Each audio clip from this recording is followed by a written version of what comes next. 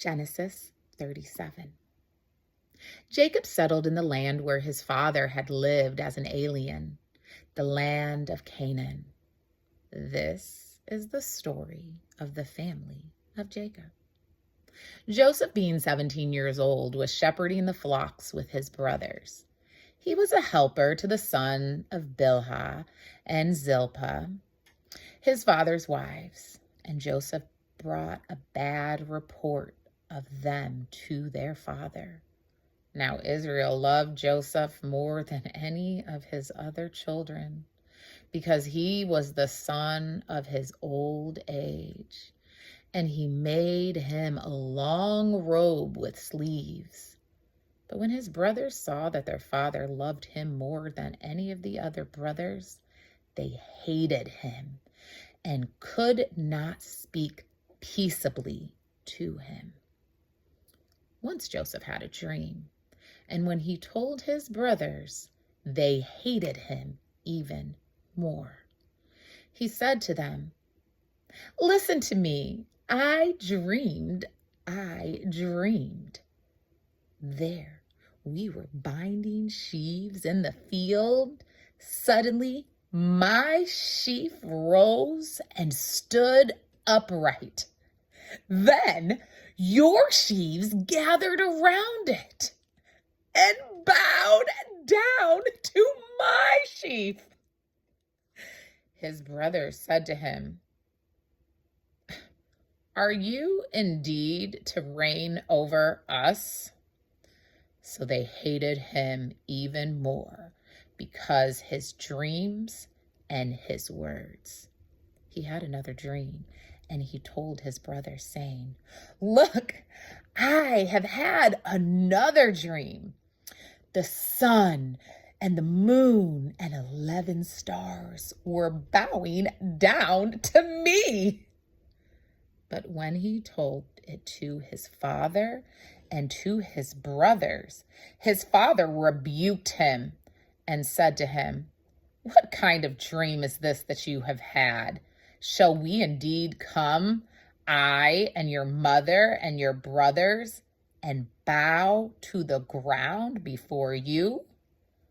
So his brothers were jealous of him, but his father kept the matter to mind.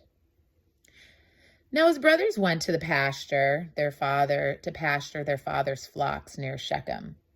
And Israel said to Joseph, "Are not your brothers pasturing the flocks at Shechem? Come, I will send you to them." He answered, "Here I am." So he said to them, "Go now, see if it's well with your brothers and with the flocks, and bring word back to me." So he sent him from the valley of Hebron. He came to Shechem, and a man found him wandering in the fields. The man asked him, "What are you seeking?" "I am seeking my brothers," he said. "Tell me, please, where are they pasturing their flocks?" The man said, "They've gone away, for I heard them say, 'Let's go to Dothan.'" So Joseph went after his brothers, and he found them at Dothan. He saw them from a distance, and before he came near them, they conspired to kill him. They said to one another, "Here comes the dreamer. Come now, let us kill him and throw him into one of the pits. Then we shall say that a wild animal has devoured him, and we shall see what becomes of his dreams." But when Reuben heard it, he delivered him out of their hands, saying, "Let us not take his life." Reuben said to them, "Shed no blood. Throw him into the pits in here, in the wilderness, but lay no hand on him, that he might rescue him out of the hands and restore him to father." So when Joseph came to his brothers, they stripped him of his robe, the long robe with sleeves that he wore, and they took him and threw him into a pit. The pit was empty and had no water in it. Then they sat down to eat, and looking up, they saw a caravan of Ishmaelites coming from Gilead, with their camels carrying gum, balm, and resin on their way, carrying it down to Egypt. Then Judah said to his brothers, "What profit is it if we kill our brother and conceal his blood? Come, let us sell him to the Ishmaelites and not lay our hands on him, for he's our brother, our own flesh." And his brothers agreed. When some Midianite traders passed by, they drew Joseph up, lifting him out of the pit, and sold him to the Ishmaelites for 20 pieces of silver. And they took Joseph to Egypt. When Reuben returned to the pit and saw that Joseph was not in the pit, he tore his clothes. He returned to his brothers and said, "The boy is gone, and where can I turn?" Then they took Joseph's robe and slaughtered a goat and dipped the robe in the blood. They had the long robe with sleeves taken to their father, and they said, "This is what we found. See now whether it is your son's robe or not." He recognized it and said, "This is my son's robe. A wild animal has devoured him. Joseph is without a doubt torn to pieces." Then Jacob tore his garments and put sackcloth on his loins and mourned for his son many days. All his sons and all his daughters sought to comfort him, but he refused to be comforted and said, "No, I shall go down to Sheol to my son, mourning." Thus his father bewailed him. Meanwhile, the Midianites had sold him to Egypt, to Potiphar, one of Pharaoh's officials, the captain of the guard. Genesis 38. It happened at the time that Judah went down from his brothers and settled near a certain Adullamite whose name was Hirah. There Judah saw the daughters of a certain Canaanite whose name was Shua. He married her, and he went into her. She conceived and bore a son, and he named him Again she conceived and bore a son who she named Onan. Yet again she bore a son, and she named him Shelah. She was in Shezib when she bore him. Judah took a wife for his firstborn, and her name was Tamar.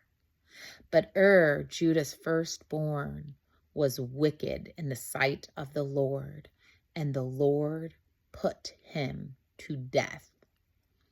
Then Judah said to Onan, "Go in to your brother's wife and perform the duty of a brother-in-law to her. Raise up offspring for your brother." But since Onan knew the offspring would not be his, he spilled the semen on the ground whenever he went into his brother's wife, so that he would not give offspring to his brother. What he did was displeasing in the sight of the Lord, and he put him to death also. Then Judah said to his daughter-in-law Tamar, "Remain a widow in your father's house until my son Selah grows up," for he feared that he too would die like his brothers. So Tamar went to live in her father's house. In course of time, the wife of Judah, Shua's daughter, died. When Judah's time of mourning was over, he went up to Timnah to his sheep shearers, he and his friend Hirah, the Adullamite. When Tamar was told Your father-in-law is going up to Timah to shear his sheep. She put on her widow's garments, put on a veil, wrapped herself up, and sat down at the entrance to Enaim, which is on the road to Timnah. She saw Shelah was grown up, yet she had not been given him in marriage. When Judah saw her, he thought her to be a prostitute, for she had covered her face. He went over to her on the side of the road and said, "Come, let me come in to you," for he did not know that she was his daughter-in-law. She said, "What will you give me that you may come in to me?" He answered, "I will send you a kid from the flock." And she said, "Only if you give me a pledge until you send it." He said, "What pledge shall I give you?" She replied, "Your signet and your cord, and the staff that is in your hand." So he gave them to her, and he went in to her, and she conceived by him. Then she got up and went away, and taking off her veil, she put on the garments of her widowhood. When Judah sent the kid by his friend to the Adamite, to recover the pledge from the woman, he could not find her. He asked the townspeople, "Where is the temple prostitute who was at Enem by the wayside?" But they said to him, "No prostitute has been there." So he returned to Judah and said, "I have not found her." Moreover, the townspeople said, "No prostitute has been here."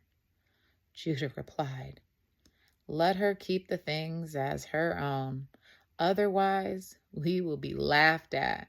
You see, I sent this kid, and you could not find her."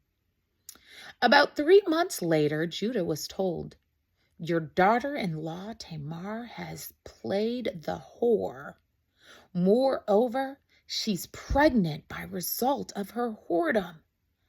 And Judah said, "Bring her out and let her be burned."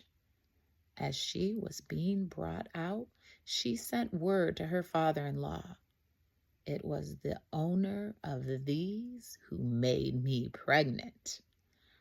And she said, "Take note, please, whose these are: the signet and the cord and the staff." Then Judah acknowledged them and said, "She is more in the right than I, since I did not give her my son Shelah, and he did not lie with her again." When the time of her delivery came, there were twins in her womb. While she was in labor, one put out a hand, and the midwife took and bound on his hand a crimson thread, saying, "This one came out first." But just then he drew his hand back, and out came his brother. And she said, "What a breach you have made for yourself." Therefore, he was named Perez. Afterwards, his brother came out with the crimson thread on his hand, and his name was Zerah.